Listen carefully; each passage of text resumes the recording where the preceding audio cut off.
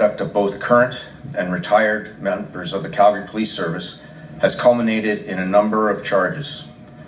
3 officers, 1 former officer of the service, 1 former civilian member of the service, and 1 citizen were charged on Wednesday, June 15th, 2016. In August 2014, a woman came forward with allegations of harassment by a group of individuals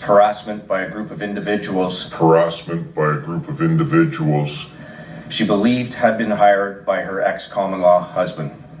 The investigation by the Calgary Police Service Anti-Corruption Unit revealed that her ex had hired a man who in turn hired a number of individuals to follow her and report back her activity to the ex.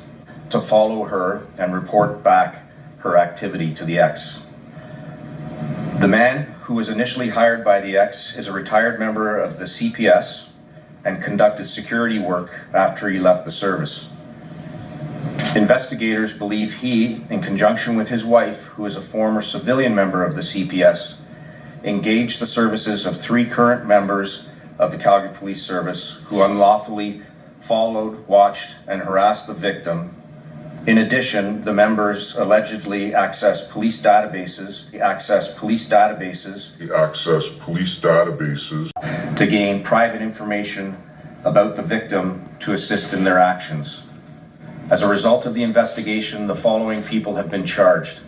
Kenneth Robert Carter, 65, has been charged with criminal harassment and perjury. Carter is the ex-common-law husband of the victim. Stephen Charles Walton, 59, has been charged with criminal harassment, bribery of officers, improper storage of a firearm, and perjury. He was a sworn member of the Calgary Police Service from 1978 to 2003. Heather Naomi Walton, 53, wife of Stephen Walton, has been charged with criminal harassment, bribery, and improper storage of a firearm. She was employed as a civilian employee of the CPS between 1990 and 2003. Anthony John Braille, 47, is charged with criminal harassment, bribery, and unauthorized use of a computer. Braille is a 21-year member of the Calgary Police Service who was dismissed from the service earlier this year in relation to an unrelated matter and remains relieved from duty without pay. Criminal Standards Section investigation will proceed upon the conclusion of the criminal process. It's a sense of betrayal that officers feel. They uphold the public's trust at the highest level, and whenever that's eroded, it feels personal. And I can tell you that there are about 1,500 calls that are going to be answered today. 850 of them we're going to have officers attending, and each one of them go out there to do their very best. And that betrayal runs deep. They quoted that though. Right. And so, but the point I'm trying to make is that by creating this Federal Reserve System, the government now became dependent on these private banks for money.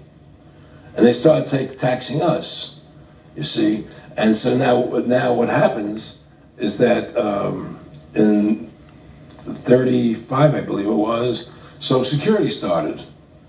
And they gave Social Security cards, said not to be used for identification, the Social Security number right on the card, right? And through Social Security, they started deducting money out of your paycheck. That was the first time they were ever could take money out of your paycheck, because people agreed to it because they thought it was going to the retirement fund. And so then when they instituted the income tax again, they started taking money out of your paycheck because Social Security could do it. So then they could do it again.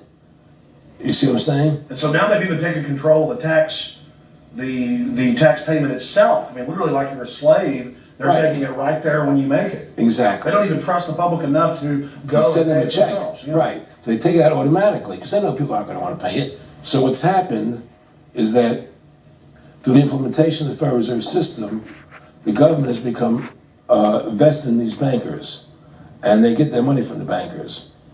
And so then they impose a tax on us, which makes us more slaves, makes it more difficult for us to survive, right?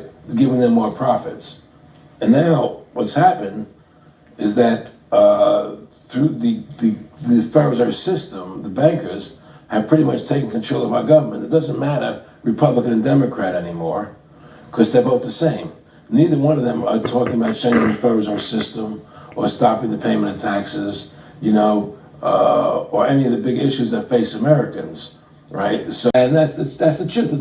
America's not a democracy, but you ask the most intelligent people what form of government America is supposed to be, they'll say democracy, because that's what they've been brainwashed. They've been psyoped into believing that. They believe that we're in Iraq. They believe we're in Iraq to promote democracy. The word democracy, you hear George Bush saying democracy means freedom. No, democracy equals New World Order. Democracy equals slavery.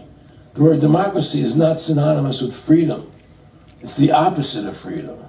Democracy is the worst form of government you can have because it's majority rule. And the government can tell you exactly what they want to tell you to do. Because the majority wants it. I don't care what the majority wants. I live my life as I choose. And if I don't commit violence, theft, or fraud against another human being, I can live my life as I wish. That's my choice. And if I'm allowed to make mistakes, because when you make mistakes, you learn from them. You grow as a human being. We're put on this earth to become the best individuals we can be, to fulfill our God-given potential, right? We're not here to put in the start so the government can tell us how to live our lives and what we must do. We put into these systems and these paradigms. No, the same thing in health. If you're sick, you have to have a certain protocol. Nonsense. Be individuals, think for yourself, have critical thinking, And so what's happened is that because they've taught everybody that we're a democracy, which is not true, so then in 1913, they bring the Federal Reserve System into being, right? And now you have this Federal Reserve System, which then in 1913 got the right to create money for the government. When before that, the government created its own money. Now the government, when it needed money, had to borrow it from this private bank called the Federal Reserve, which is a private bank owned by individuals, incorporated in Delaware. And so what happens is now the government borrows money from them to fund the government, and the government says, well, we have to pay these people interest. How are we going to pay them interest? Let's impose a tax on the labor of the American people, which never existed before, to pay the interest of the bankers.